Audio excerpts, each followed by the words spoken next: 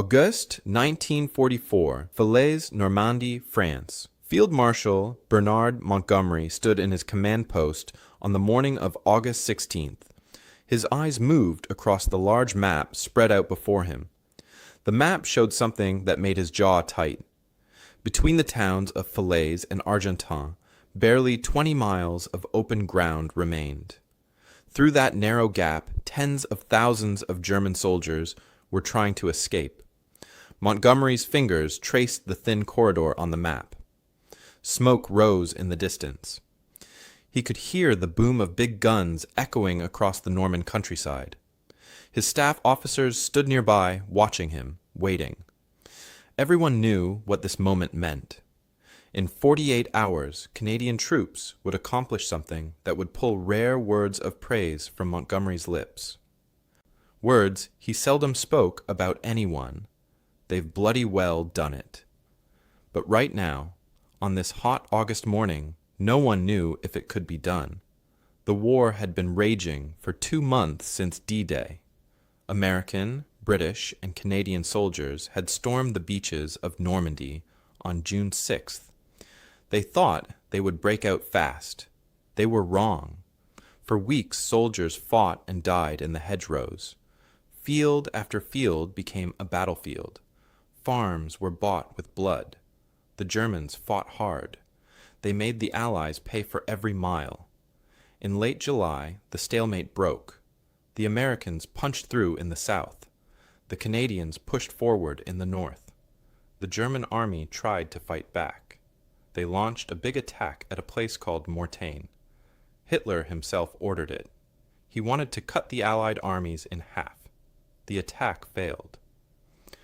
Now the Germans were trapped. Army Group B, with more than 100,000 German soldiers, sat in a huge pocket. Think of it like a bag with one opening. American forces blocked the south. British, Canadian, and Polish forces blocked the north and west. Only one way out remained open. That gap near Falaise, just 20 miles wide. If the Allies could close it, they would destroy Germany's entire Western army. The war might end months sooner. Thousands of lives might be saved. But there was a big problem. Falaise sat on top of a hill. From there, German soldiers could see everything. German forces dug deep defensive positions with big guns and tanks protecting every approach. Worst of all, SS troops held the town. The SS were Hitler's most loyal soldiers. They would fight to the death. They knew if they lost here, the war was over. General George Patton's American army had pushed north. They reached Argentan. Then they stopped. Patton wanted to keep going, but the orders said no. The plan said the Canadians would come down from the north. They would meet the Americans. Together, they would slam the door shut. Now everything depended on the Canadians. Montgomery looked at his watch. With each passing hour, more Germans escaped. Under cover of darkness, German trucks and tanks rolled east through the gap. They left behind the slow ones, the wounded, the unlucky. But thousands were getting away. Those soldiers who escaped would fight again. Those tanks would kill Allied soldiers somewhere else. The Field Marshal's face showed no emotion, but inside he felt the pressure. General Eisenhower, the supreme commander, was watching. American generals had their doubts. They wondered if the British and Canadians could move fast enough. They wondered if Montgomery's careful planning would let the Germans slip away. Some whispered that Patton should have been allowed to close the gap himself. Montgomery knew the Canadian First Army had a tough job. They had to attack across open ground. The summer wheat fields offered no cover. German soldiers would see them coming from miles away. The Canadians would have to charge into machine gun fire. They would face German tanks. They would fight house to house through villages turned into fortresses. The August heat would beat down on them. Dust would choke them, and they had to do it fast. General Harry Crerar commanded the Canadian First Army. Under him, Lieutenant General Guy Simonds led the 2nd Canadian Corps. Symonds was young for his rank. He was smart. He tried new ideas. His soldiers had already fought through some of the worst battles in Normandy. They had taken the city of Caen. They had faced the Hitler Youth SS division and beaten them. But this would be different. This was a race against time. The Canadians had started their attack 2 days ago. They were making progress, but it was slow. Too slow. The Germans fought for every inch. Villages that looked tiny on the map took hours to capture. Fields that seemed empty hid deadly weapons. Canadian soldiers were dying. Tanks were burning. And Falaise still stood on its hill, 12 miles away. Montgomery straightened up from the map. He looked out the window toward the battlefield. Somewhere out there, Canadian boys from farms and cities were fighting. Some were veterans. Others had never seen combat before. They were cold at night and hot during the day. They were scared and brave at the same time. They missed home. But they kept going forward because someone had to close that gap. Every hour of delay meant thousands of German soldiers slipping through like sand through fingers. The field marshal needed that pocket closed. He needed it now. The whole war might turn on what happened in the next 2 days. What he didn't expect was how the Canadians would do it. He didn't know about the night attacks that were coming. He didn't know about the courage and sacrifice that would be needed. He didn't know that in just 48 hours he would look at his staff officers and say something he rarely said about anyone. But first, the Canadians had to take Falaise. And as the sun climbed higher on August 16th, that seemed like the hardest thing in the world. The story of Falaise really started 2 months earlier on June 6, 1944. That morning, thousands of ships crossed the English Channel. Soldiers from America, Britain, and Canada landed on 5 beaches in Normandy. They called it D-Day. Everyone thought the hard part would be getting ashore. They were wrong. The hard part came after. For weeks, the Allied armies barely moved. The Norman countryside looked peaceful with its green fields and stone farmhouses. But those fields hid death.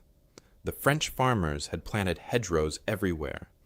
These were thick walls of dirt and bushes that divided every field. The Germans turned each one into a fortress. Allied soldiers would take one field, and 10 more waited beyond it. Men died for a few hundred yards. Tanks got stuck. Progress was measured in feet, not miles. By late July, the Allied commanders knew they had to try something different. The Americans launched Operation Cobra. Their planes dropped thousands of bombs. Their tanks punched through. General Patton's Third Army broke into open country and started racing south and east. At the same time, the Canadians tried their own breakthrough toward Falaise. They called it Operation Totalize. It worked at first, then the Germans stopped them cold. Hitler made a terrible mistake. Instead of pulling back, he ordered his armies to attack. On August 7th, German tanks rolled west, toward a town called Mortagne. Hitler wanted to cut the American breakout in half and reach the sea. If it worked, thousands of American soldiers would be trapped. But it didn't work. American forces held. German tanks burned on the roads. Now the Germans were stuck. They had pushed forward into a trap of their own making. Allied commanders saw their chance. The German Army Group B sat in a bulging pocket. American forces blocked them from the south. British and Canadian forces pressed from the north. If the Allies could close the gap near Falaise, they would capture or kill every German soldier inside. It would be one of the biggest victories of the war. The job of closing the gap fell to the Canadian First Army. This was a big moment for Canada. For the first time, Canadian forces operated as a complete army under their own commander. General Harry Crerar led them. He had waited his whole career for this. Under him was Lieutenant General Guy Simonds, who commanded the 2nd Canadian Corps. Simons was only 41 years old, but already had a reputation. He thought like a teacher, always looking for better ways to fight. He tried new tactics that other generals thought were too risky. The Canadian Army included several divisions. The 4th Canadian Armored Division had tanks and moved fast. The 3rd Canadian Infantry Division and 2nd Canadian Infantry Division were foot soldiers who fought the close-up battles. The Polish 1st Armored Division also fought under Canadian command. These Polish soldiers had special reasons to fight. The Germans had taken their homeland. They could never go home while the Nazis ruled Poland. They fought with a fierce anger born of loss. Many Canadian soldiers were veterans who fought in Sicily and Italy, pushing north through mountains and mud. These men knew combat, but others were brand new. Farm boys from Saskatchewan had never heard a gun fired in anger. Factory workers from Ontario had never seen a dead man. Now they were all together, heading toward Falaise. The town of Falaise sat on high ground about 12 miles north of where the pocket closed. From Falaise, you could see for miles across the flat Norman countryside. The Germans knew this. They put their best troops there. The 12th SS Panzer Division held the town. People called them the Hitler Youth because they were so young and so devoted to Nazi ideas. They would never surrender. Around them were parts of 5 other German divisions with tanks, big guns, and plenty of ammunition. Between the Canadians and Falaise lay open wheat fields. The summer wheat had grown tall and golden, but it offered no protection from bullets. Any soldier crossing those fields would be seen. German gunners on the heights would cut them down. Small villages dotted the landscape. Each one had been turned into a fortress. Stone houses became bunkers. Church towers became watchtowers. Every barn hid a gun. The August heat made everything harder. During the day, the sun beat down without mercy. Soldiers sweated through their uniforms. The dry ground created dust clouds whenever trucks or tanks moved. That dust hung in the air and told the Germans exactly where the Canadians were coming from. At night, it got cold. Soldiers shivered in their foxholes and wished for morning, even though morning brought more fighting. Montgomery felt the pressure every day. General Eisenhower sent messages asking about progress. American commanders whispered that the British and Canadians moved too slowly. Some said Patton should have been allowed to close the gap from the south. Every criticism stung. Montgomery needed results. He needed the Canadians to prove they could fight as hard and fast as anyone. His reputation depended on it. More importantly, thousands of lives depended on it. Intelligence officers reported that German convoys moved through the gap every night. Under cover of darkness, trucks and half-tracks carried soldiers east to safety. Tanks followed. Every German who escaped would fight another day. Every weapon that got through would kill Allied soldiers later. The clock was ticking. The Canadians had already started their attack, but Falaise seemed as far away as the moon. The Germans fought like cornered wolves. And everyone wondered if the Canadians could break through before it was too late. On August 14th, General Simons launched Operation Tractable. This was the big push. The Canadians had to cover the last 12 miles to Falaise. They had to do it fast. Simons made a bold choice. Unlike most attacks, this one would start in daylight. He wanted to surprise the Germans. He thought they would expect another night attack. He was gambling with the lives of his men. Early that morning, the sky filled with planes. 720 heavy bombers flew over the battlefield. Their job was to blast the German defenses and make a path for the Canadian soldiers. Artillery guns opened up too. Hundreds of cannons roared. The ground shook. Smoke and dust rose into the sky. From a distance, it looked like the whole world was exploding. The 3rd Canadian Infantry Division and the 4th Canadian Armored Division moved forward. They had special armor to help them, flail tanks with chains that beat the ground to explode mines, tanks that carried bridges, tanks that threw flames. These machines looked strange, but they saved lives. Behind them came thousands of soldiers on foot and in trucks. Everyone thought this would be the breakthrough they needed. Then something went wrong. Some of the bombers dropped their loads too soon. Instead of hitting Germans, the bombs fell on Canadian and Polish troops. Explosions ripped through friendly lines. Men died before they even saw the enemy. Others lay wounded, screaming for medics. The soldiers who survived were shaken. They had to keep moving forward, but now they were scared of their own planes as much as the Germans. The bombardment created another problem. All those explosions stirred up massive clouds of dust. The dry August ground turned to powder. Soon no one could see anything. Tank commanders couldn't find their way. Infantry units got separated from each other. The careful plans fell apart. Canadian soldiers wandered through the dust, trying to find their positions.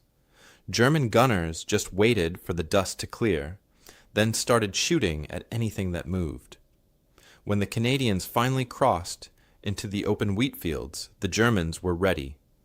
Big 88mm guns fired from the high ground. These guns could punch through tank armor like paper. Canadian Sherman tanks exploded one after another. Flames shot up.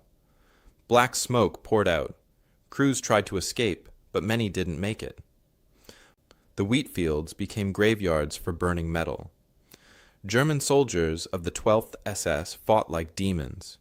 They were young, barely older than teenagers, but trained to never give up. They fired their machine guns until the barrels glowed red. When Canadian soldiers got close, the Germans fought with grenades and rifles and even knives. Trapped with no escape if Falaise fell, they fought with the strength of desperate men. The village of Sassy became a nightmare. Canadian tanks rolled in and hit mines. The explosions flipped 30-ton machines like toys. Infantry tried to clear the houses, but Germans hid in every room.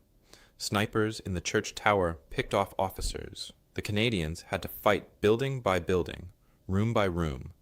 Bodies lay in the streets. The wounded cried out. The smell of smoke and death filled the air.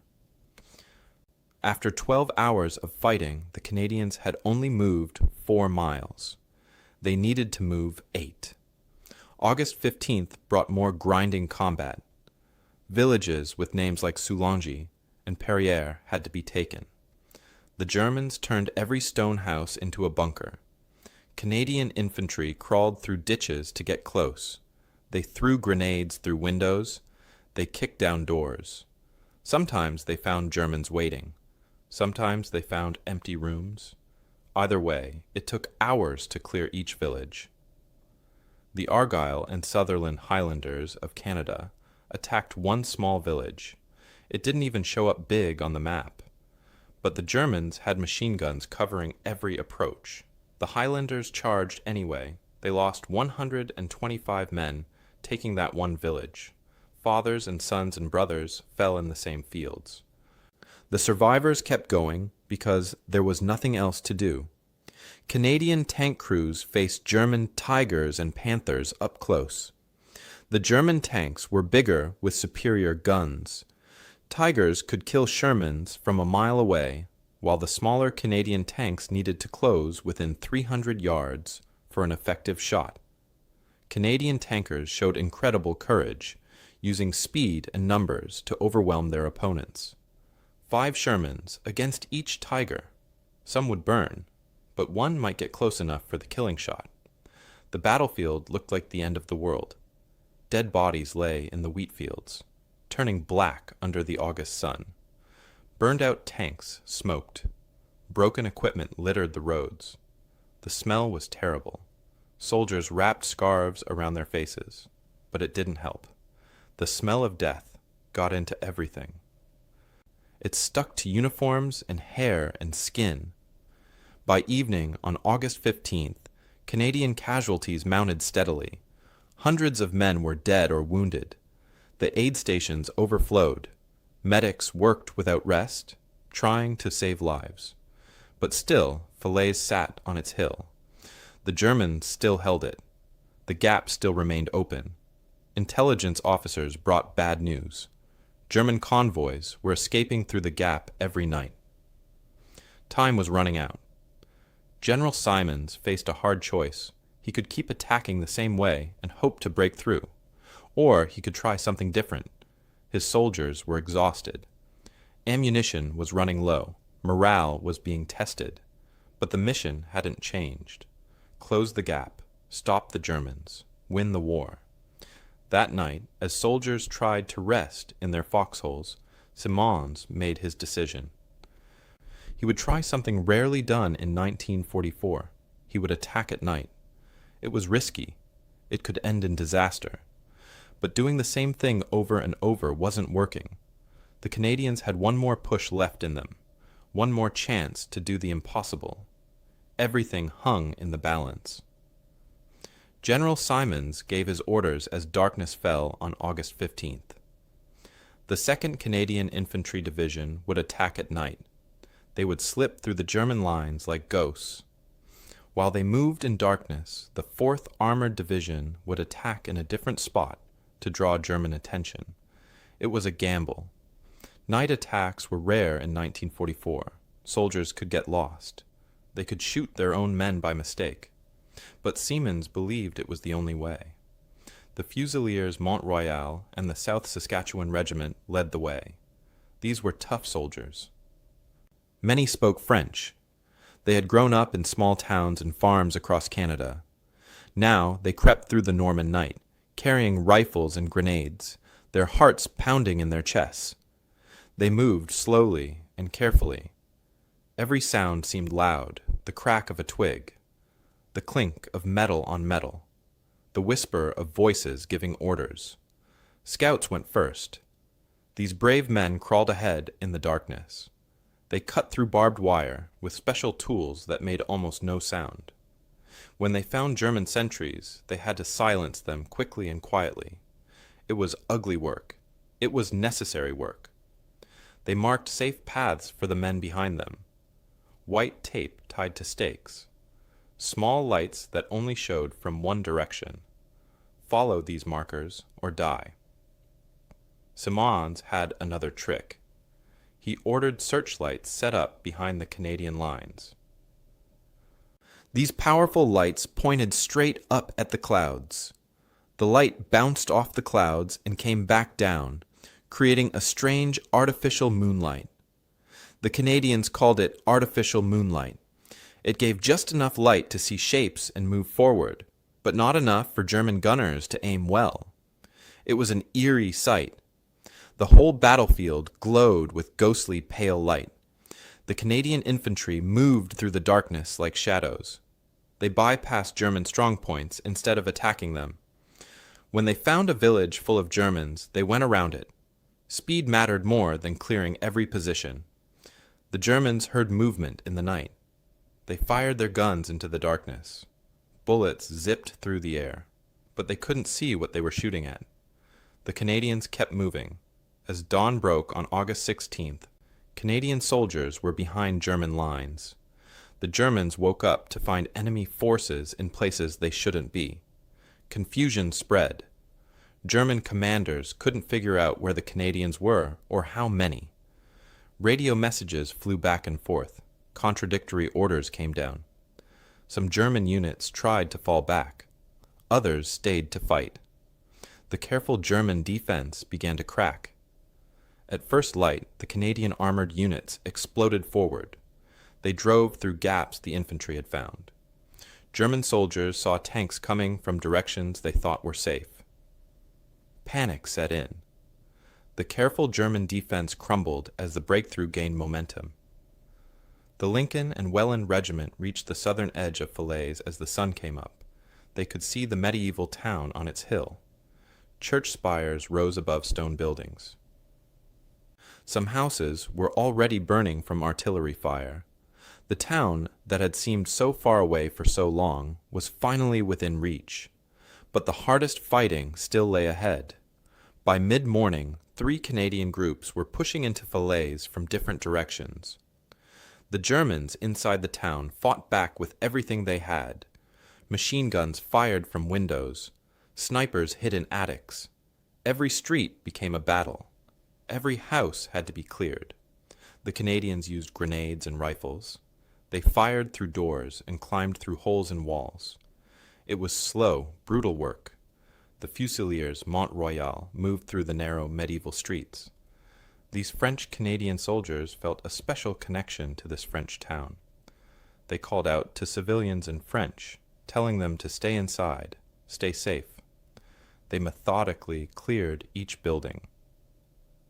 Kick in the door, throw a grenade, rush in with rifles ready. Sometimes they found Germans, sometimes they found terrified French families hiding in cellars. The Fusiliers helped civilians when they could, then moved to the next building. German defenders used the ancient castle ruins in the town center as a fortress. The stone walls were thick. Modern weapons barely dented them. Canadian soldiers had to fight their way up narrow staircases. They threw grenades around corners. They traded shots at close range in dark hallways. Men died in rooms built 600 years ago by French nobles who never imagined such horror. Throughout the day, individual Canadian soldiers showed amazing courage. Major David Curry led his tank squadron straight through a German ambush. His tanks fired in all directions. He stood in his turret, directing the battle even as bullets pinged off the metal around him.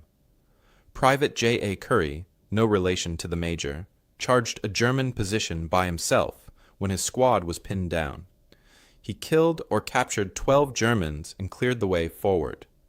Canadian medics worked without rest. They treated wounded Canadians and wounded Germans side by side in a destroyed church. The medics didn't care which uniform a man wore. They just tried to stop the bleeding and ease the pain. One medic said later that in the church, with the roof blown off and everyone bleeding, the war stripped away everything except their shared humanity. French civilians emerged from cellars and basements as the fighting moved past. They had been trapped in the battle for days. Some had lost their homes. Many had lost loved ones. But they were alive. Canadian soldiers shared their food and water with the civilians. They helped dig out survivors trapped under collapsed buildings. Even in the middle of war, humanity survived. Early that afternoon, the fighting in Falaise began to wind down. German resistance weakened. More Germans surrendered. Canadian engineers were already pushing south toward the town of Troun. Their job was to completely seal the pocket. The race wasn't over yet, but Falaise, the key to closing the gap, was falling. At 4 o'clock in the afternoon, Canadian soldiers raised the Union Jack over Falaise's town center. The flag snapped in the breeze above the battered town. Men who had fought for 2 days without sleep stood and watched. Emotions overwhelmed them. Exhausted soldiers sat down, too tired to process what they had accomplished. They had done it. Falaise was theirs. Word reached Montgomery's headquarters later that evening. Staff officers brought him the message. Montgomery studied his map in silence. His finger traced the line from the Canadian start positions to Falaise. 48 hours. 12 miles through determined German resistance. His staff officers watched him, waiting to see how he would react. Finally, Montgomery looked up. According to the officers who were there, he said something he rarely said about anyone. "The Canadians have done it," he said quietly. Then louder, with feeling, "They've bloody well done it." For Montgomery, a man who rarely praised anyone, these words meant everything. The Canadians had not just won a battle, they had proven themselves. They had shown they could move fast, fight hard, and win against the best the Germans had. The road to victory was now open, and the Canadians had opened it. The fall of Falaise on August 16th was just the beginning. The Canadian and Polish forces still had to completely seal the pocket. Every hour counted. German soldiers were trying desperately to escape through the narrowing gap. Some would make it, most would not. 3 days after Falaise fell, on August 19th, Polish soldiers reached the small town of Chambois. The Polish 1st Armored Division had fought their way south while Canadians pushed from the west. When they met American forces coming from the south, the trap slammed shut. The Falaise-Chambois gap was finally closed. Approximately 100,000 German soldiers were caught inside with no way out.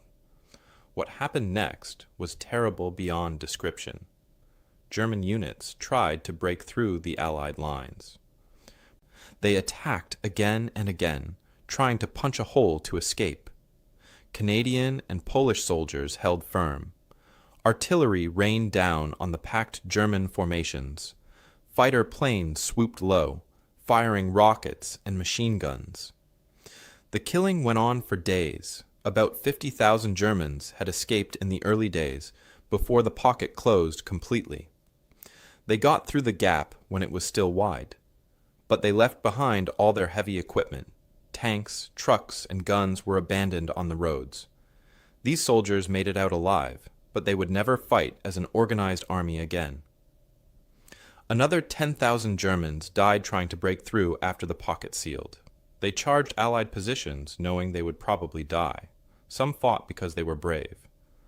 Others fought because they were more afraid of their own officers than of Allied bullets.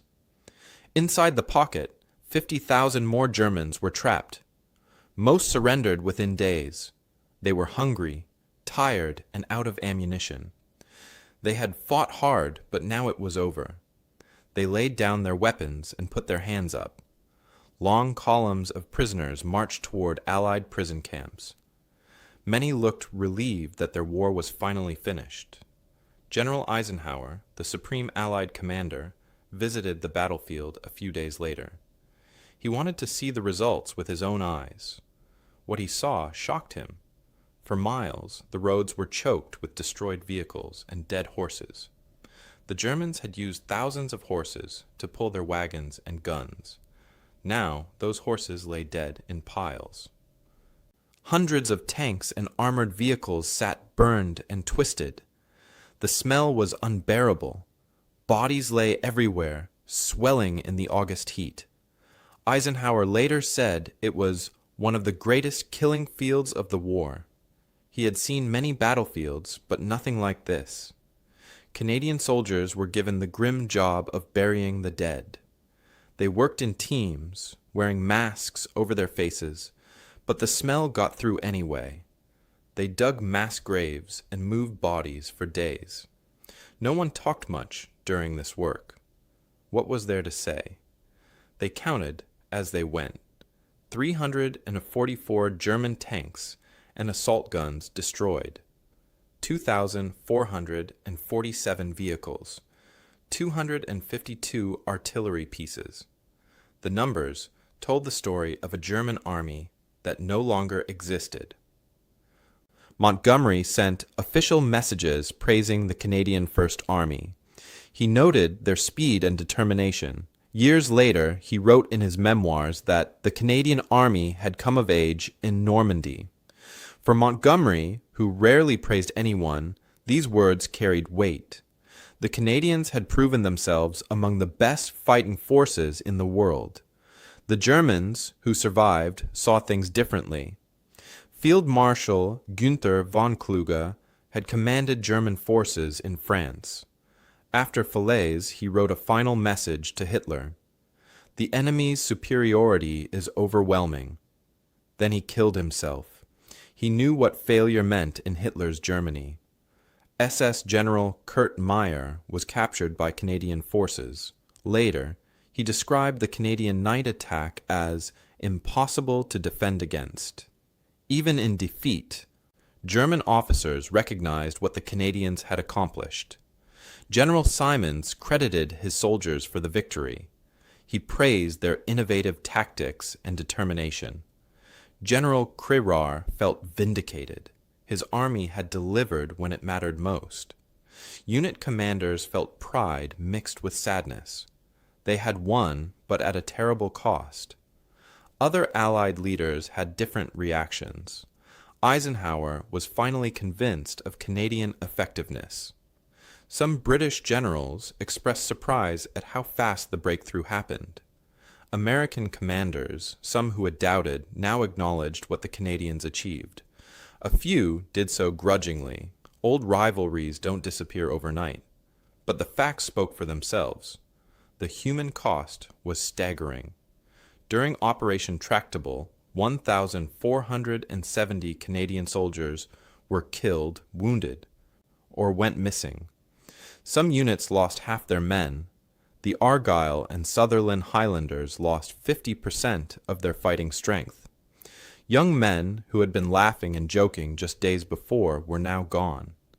The Polish forces lost 1,441 soldiers, including the beloved Chief of Staff to General Maxek. Every Polish soldier knew they were fighting for a homeland they might never see again. That made each loss even more painful. German losses were much worse.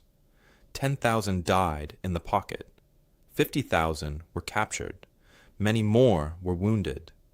These numbers represented destroyed families back in Germany. Mothers who would never see their sons again. Wives who would become widows. Children who would grow up without fathers. But even in this place of death and destruction, humanity survived. Canadian soldiers shared their canteens with thirsty German prisoners. German medics were allowed to treat their own wounded under Canadian guard. One Canadian officer watched this and said, "They fought us to the death, then surrendered with dignity. War is strange that way." French civilians emerged from their hiding places. They had spent days in cellars while the battle raged above. Now they came out blinking in the sunlight, hardly believing they were alive. They embraced their Canadian liberators. Old women kissed soldiers on both cheeks. Children stared wide-eyed at the foreign soldiers who spoke a different language but smiled kindly. French farmers shared what little food they had saved. Canadian soldiers shared their rations with hungry civilians. In one destroyed church, a Canadian medic bandaged a German soldier's wounds. The German was young, maybe 18. He cried as the medic worked, not from pain, but from relief. He had thought he would die in that field. Now a man whose uniform he had been trying to kill was saving his life. The medic patted his shoulder. "You're going to be okay, son," he said, even though the German probably didn't understand English. Some things don't need translation.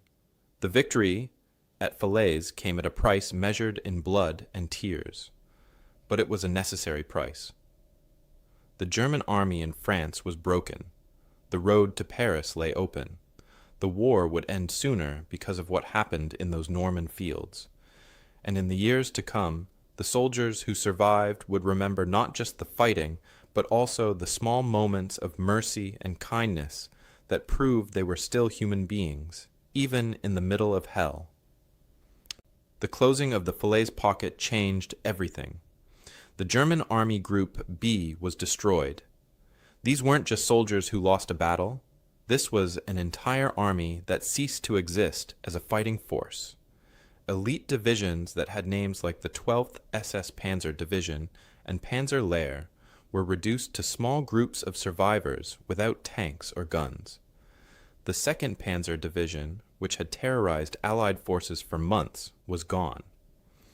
Germany lost more men at Falaise in 2 weeks than they lost at Stalingrad over 6 months. That was how complete the destruction was. With no German army left to defend France, the Allied advance became a race.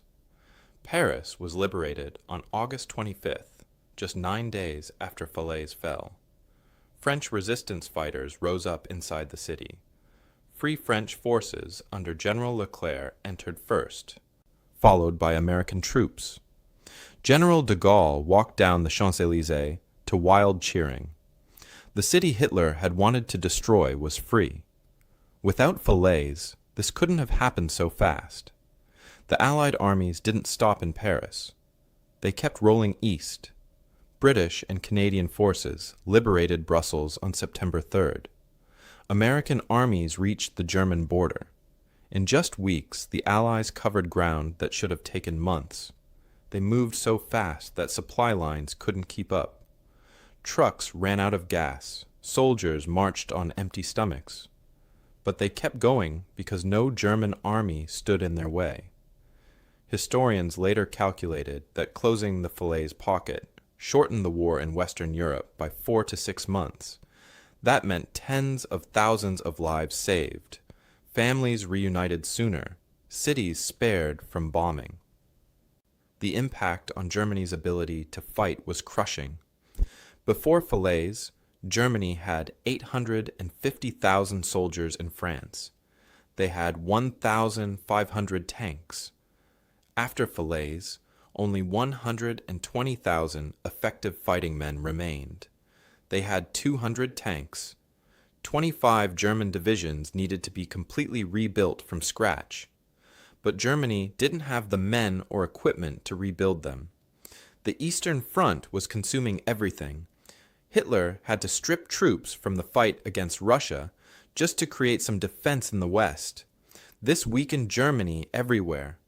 The disaster also forced Germany to change how it fought. Hitler stopped trusting his generals in France. Field Marshal von Kluge was dead by his own hand. Field Marshal Model replaced him, but even Model couldn't fix what was broken. The German High Command realized they couldn't win defensive battles in the West anymore. They didn't have enough troops or tanks. Instead, they focused on delaying tactics. Hold a city for a week, then retreat, blow up bridges, make the Allies fight for every mile. It was the strategy of a losing side. Falaise completely changed how the world saw the Canadian military. Before Normandy, many people thought of Canadians as junior partners to the British. Brave, certainly, but not in the same league as elite forces. After Falaise, no one thought that way anymore. Montgomery, who was famously hard to impress, started requesting Canadian units for the toughest assignments. When he needed a breakthrough, he called on the Canadians. They had proven they could move fast and hit hard.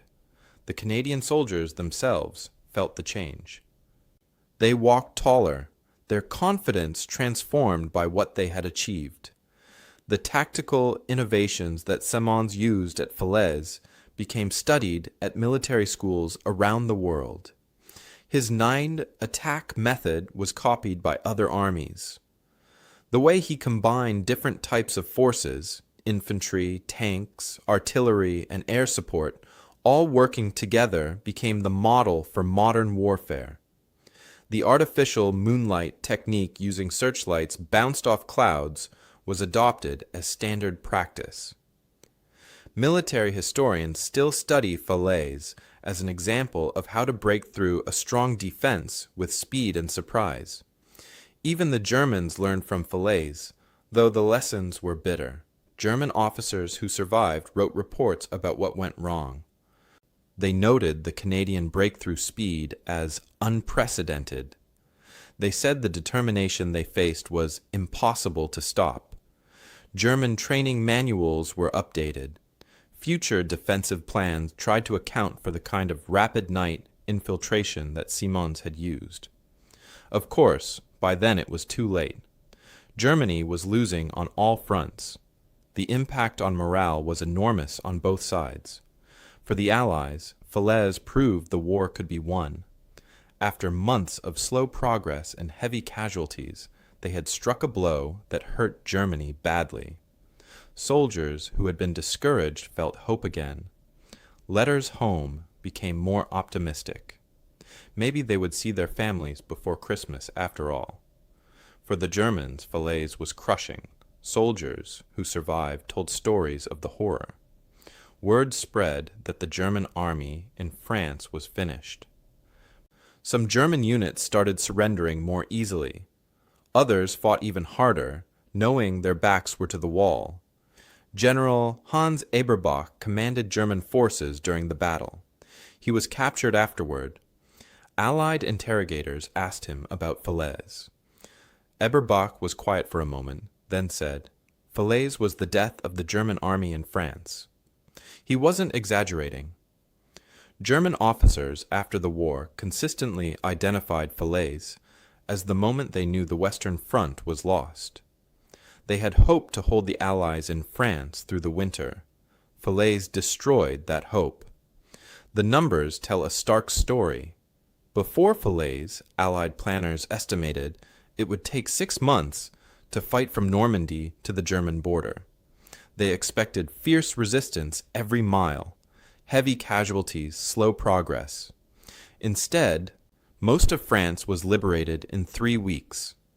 The difference was the destruction of Army Group B at Falaise. Without that German army blocking the way, the Allies could advance at speeds no one thought possible. Hitler's last desperate gamble in December 1944, the Battle of the Bulge in the Ardennes, happened because of Falaise. Germany had to scrape together every available tank and soldier for that offensive. They stripped other fronts bare. They used up their last fuel reserves. It was a roll of the dice because Germany had no strategic reserve left. Falaise had destroyed that reserve. When the Bulge offensive failed, Germany had nothing left. The war would drag on for a few more bloody months, but the outcome was decided. The wider world watched and learned. The Soviet Union saw that Western allies could conduct large-scale, offensive operations successfully. This affected post-war calculations about power and influence. Smaller nations saw that a country like Canada, not one of the traditional great powers, could field a world-class army. This changed how nations thought about their own defense and alliances. In the grand sweep of World War II, many battles were larger than Falaise. Stalingrad, Kursk, and the Battle of Berlin involved more soldiers and lasted longer. But few battles had such immediate and dramatic impact. Falaise broke the German army in France. It opened the door to Paris and beyond. It shortened the war and saved countless lives. And it proved that the Canadian army, fighting under its own flag and its own commanders, belonged among the very best fighting forces in the world. That changed everything. Behind every battle are the stories of real people. Falaise was no different. Some became heroes. Some died trying. Some were just ordinary men caught up in extraordinary events. Their stories deserve to be remembered. Major David Curry commanded C Squadron of the South Alberta Regiment. On August 18th, his squadron of 175 men reached the village of Saint-Lambert-sur-Dive. This village sat right in the path of Germans trying to escape the pocket. Curry knew that if he held this spot, he could trap thousands of German soldiers. So he dug in and prepared to fight. For 36 hours, Curry and his men fought off desperate German attacks.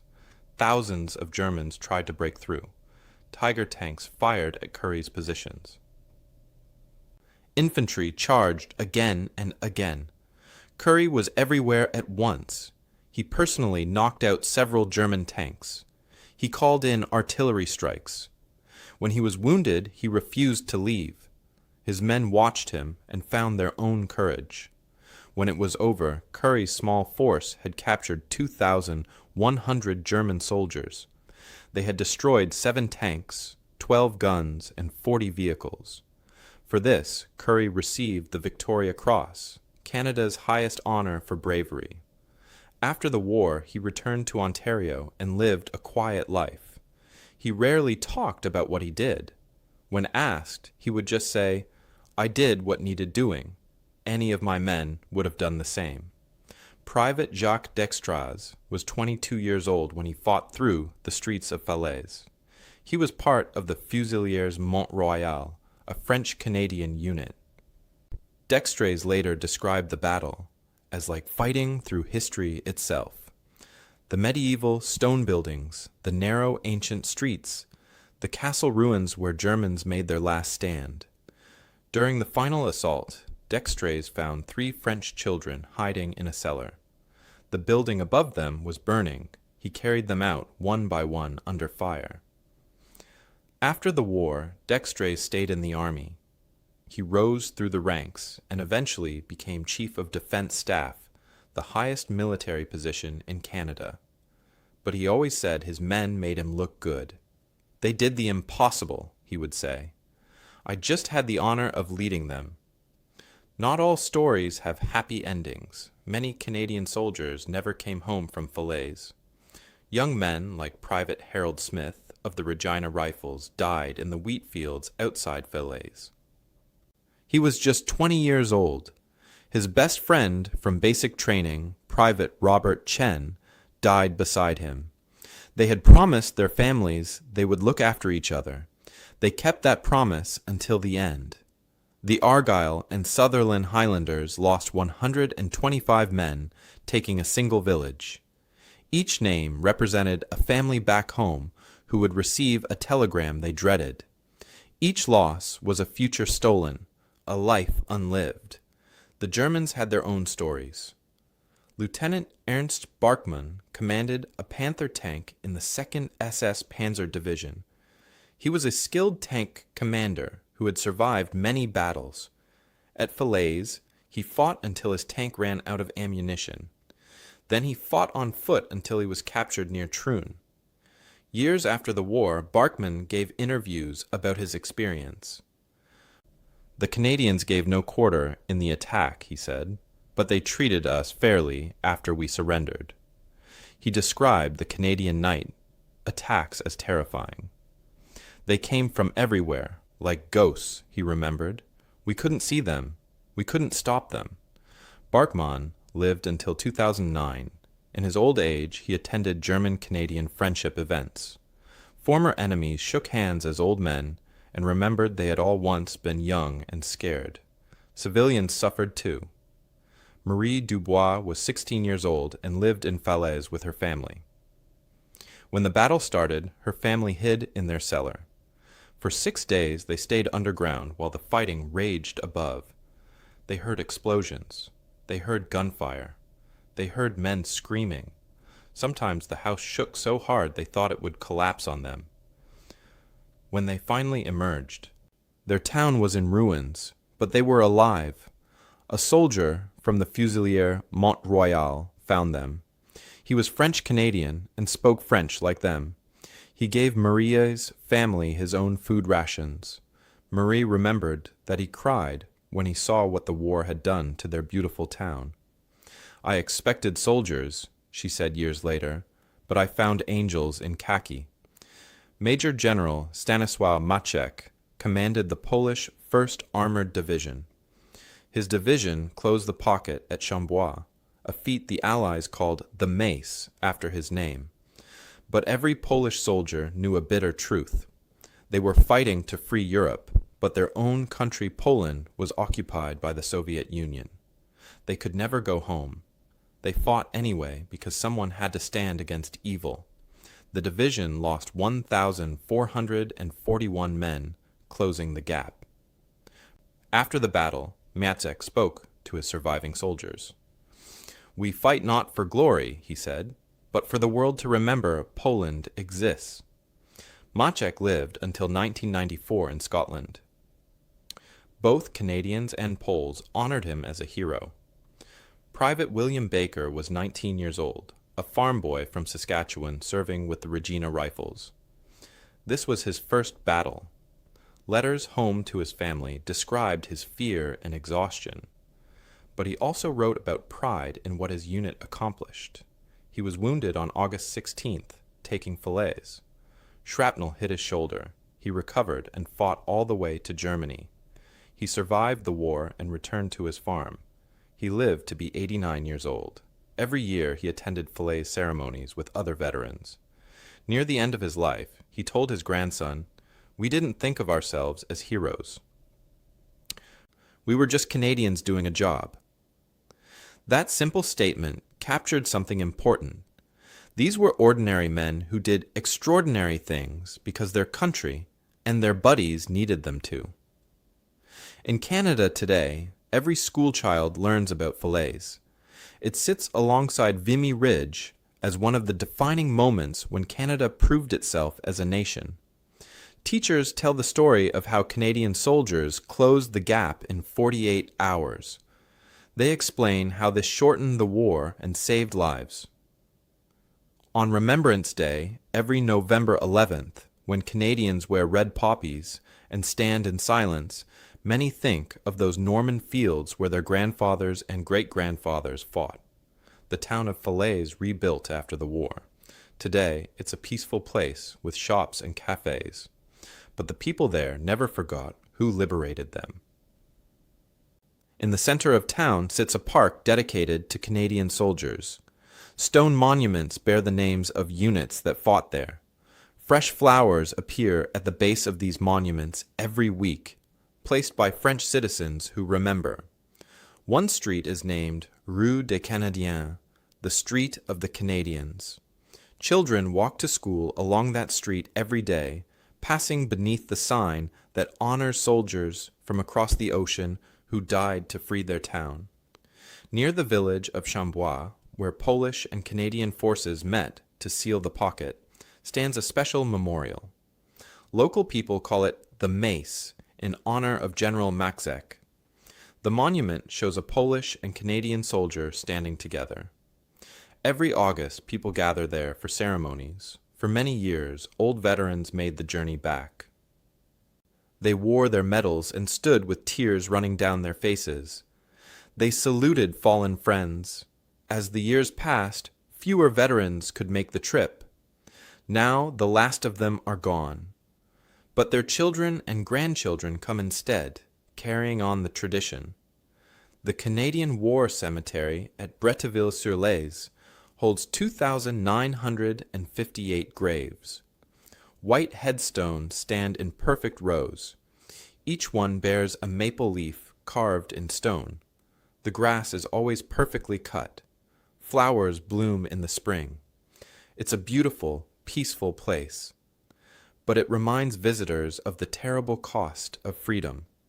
Young men who should have lived long lives rest there forever, far from the homes they loved.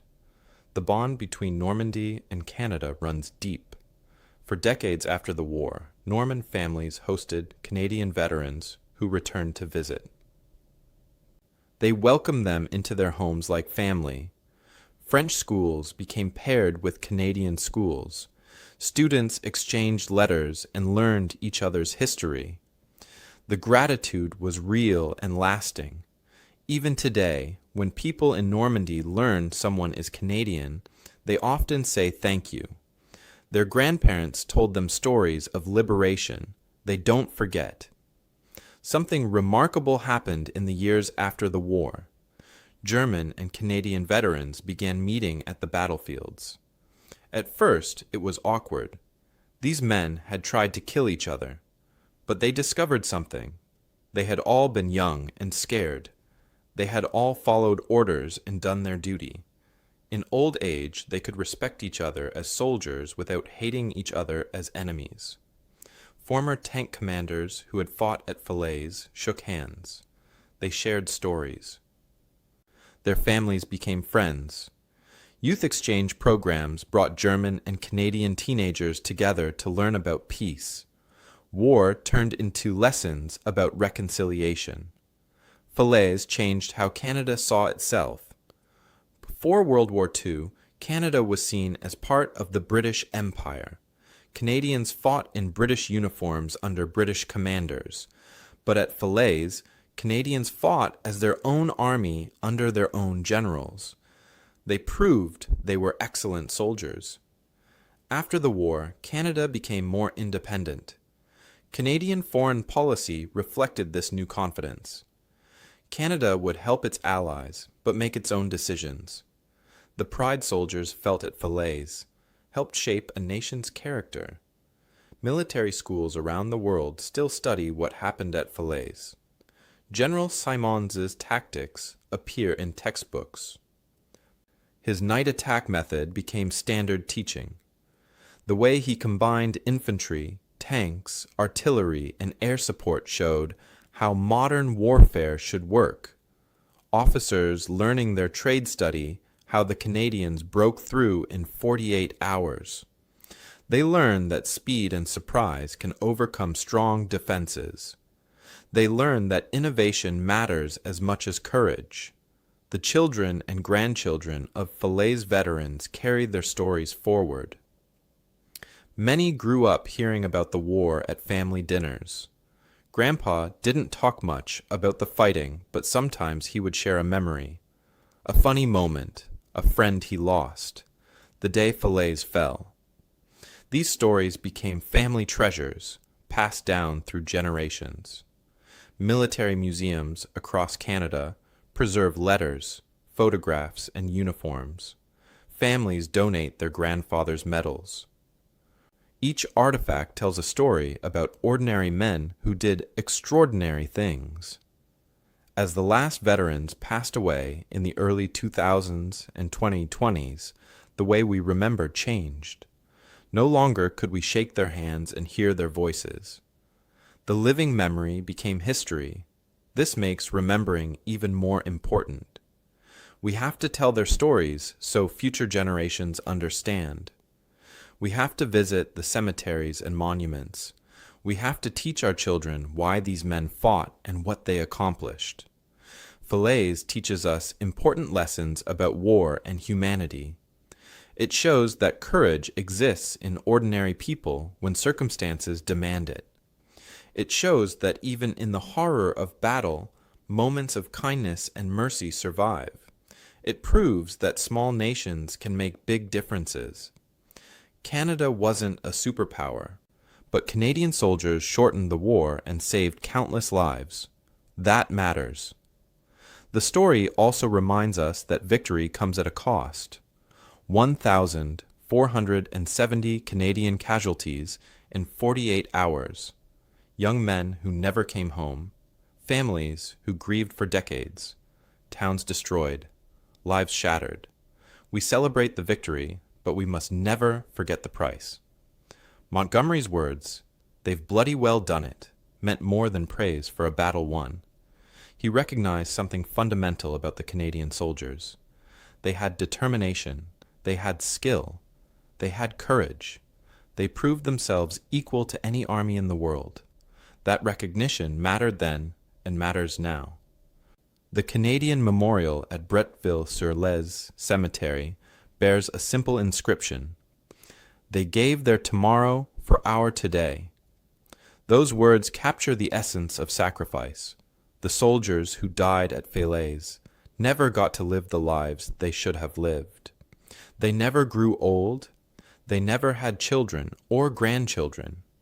They never sat on porches, telling stories, or played with their great-grandchildren.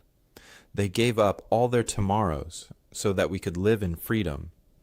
Every summer, red poppies bloom among the grass at the Canadian cemetery. The flowers grow wild, bright splashes of color among the white stones. They remind us of the young men who rest there. They remind us that from death and destruction life returns. They remind us that peace is precious because it was bought at such terrible cost. Falaise was more than a battle. It was a moment when ordinary men became heroes. It was a moment when Canada proved itself to the world. It was a moment when courage and sacrifice changed history. 80 years later, the story still matters. It still teaches us. And as long as people remember and honor those who fought, those men will never truly die. They live on in our memory, in our freedom, and in our gratitude. That is the real legacy of Falaise.